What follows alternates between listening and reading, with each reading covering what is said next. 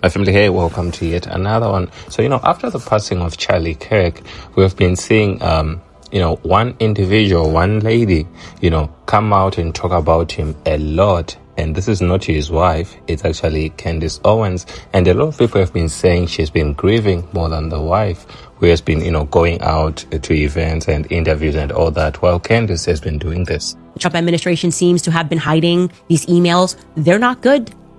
Okay, they are completely indefensible, but I already told you, I was done with MAGA at the moment he looked us in the face and he said, what files, right? What are we still talking about Jeffrey Epstein?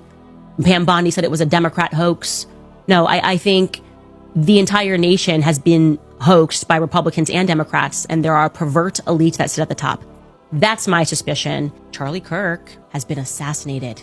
And what we are doing now is we are rejecting this idea that everyone who hit the stage at his memorial event can somehow now just be grandfathered into this organization, grandfathered into our acceptance. These individuals should no longer be questioned. They were friends of Charlie Kirk. That's emotional manipulation. They say they loved Charlie, and so we should just trust the science and ignore the many lies that they have told us. There were, for whatever reason, 12 Israeli cell phones on the ground at Utah Valley University the day that Charlie Kirk was assassinated. This has completely spooked the people that are very high up in government. Now, to be clear, I don't mean that there were 12 VPNs that were switched and routed through Israel on that day. I mean that there were 12 personal cell phone accounts that were opened in Israel, okay? Like you go into Verizon in Tennessee or in Connecticut and you open your phone.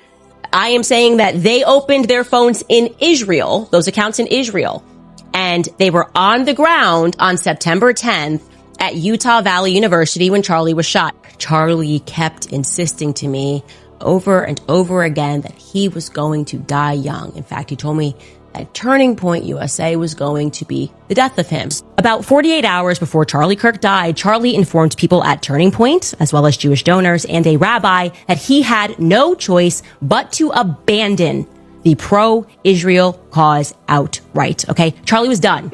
And a lot of people have been opposing her, saying this. She's lost touch with reality. Honestly, from a pastoral perspective, I feel sorry for her. I pray for her. If she has a husband who is present or she's got a pastor who cares, she needs to get an evaluation. And honestly, she needs to take a break because she's become obsessed with Charlie Kirk in a way that is really unhealthy for a married woman. And also, she's tried to make herself the de facto defender and spokesperson for the legacy of Charlie Kirk. And that is the sole discretion of his wife, Erika, who did an incredible job on her interview this week. And she's a really remarkable, incredible, grieving widow. This is the problem with the internet is the crazier you are, the more attention you get, but the less helpful you are. And concerning, her statements, she has been questioned on live television. When you say you believe that Charlie Kirk was betrayed by someone close to him, what do you mean? I think that in the coming weeks, there's going to be a lot of financial reports that are coming out. And I, first and foremost, do not believe that Tyler Robinson killed Charlie Kirk. I want to be very clear on that. Whether he was involved, I think the answer is yes. I think that's obvious. And your basis for saying he didn't act alone is what? I don't know, maybe the weird Fed messages that were concocted out of thin air that had no timestamp and were written like they were speaking in 1822, among other things. Their lack of an ability to answer any basic questions about what took place. But do you have any proof that the messages were made up? Because that would be easily proven. Yeah, but they didn't put timestamps on them, and Discord came out and said they didn't exist. This was supposedly text messages, not Discord messages. It's my understanding from the indictment. I actually did not read that they were text messages. The indictment calls them text messages. What would it be like the feds are like on a computer, typing it out back and forth? That's exactly what it is. The feds made up the text messages. But you don't have anyone from like the FBI telling you that or law enforcement? Leaks. Okay. No. Has anyone leaked to you? And Tyler Robinson But has anyone said to you, even off the record, we faked these? I have very strong sources everywhere on both sides. Well, I look forward to seeing the evidence of that. Sure. Because when we keep talking about evidence, it's like, who's going to present that evidence? Like the mainstream media?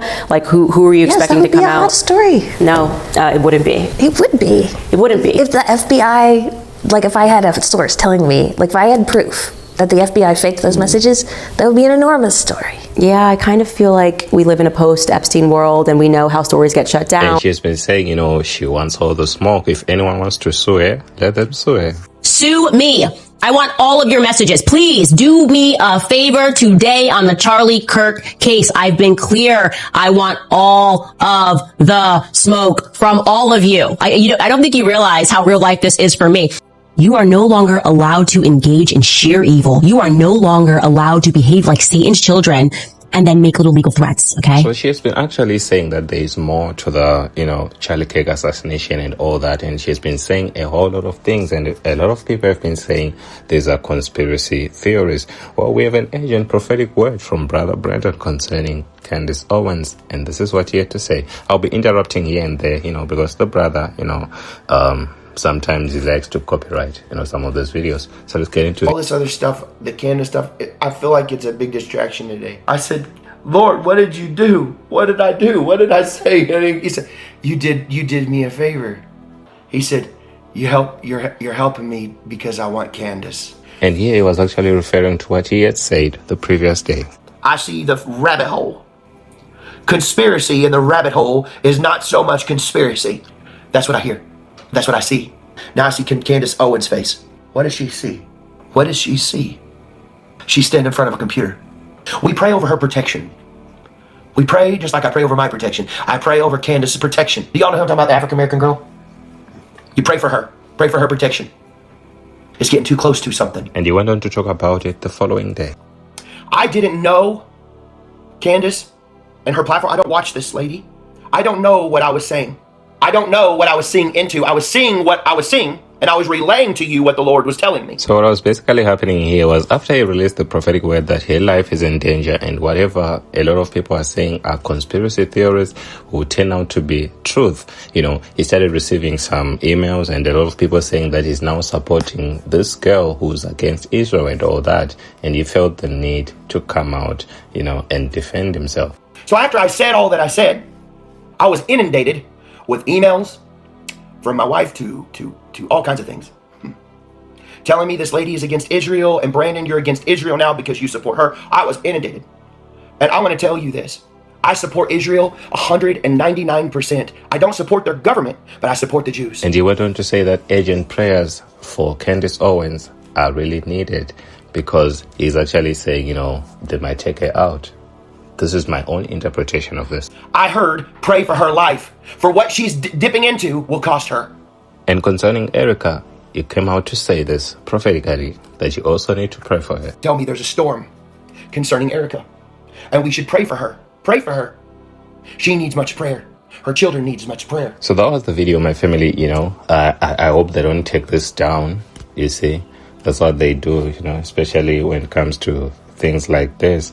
I don't really know the reason, but that's what we actually have here. And the reason for sharing this video is so that it reaches a whole lot of more people so that we also pray for this lady. So I'll meet you in the next one. As always, my family, like, share, comment, and subscribe. This video was as per request, you know, from our American audience. So I hope you're happy. God bless you.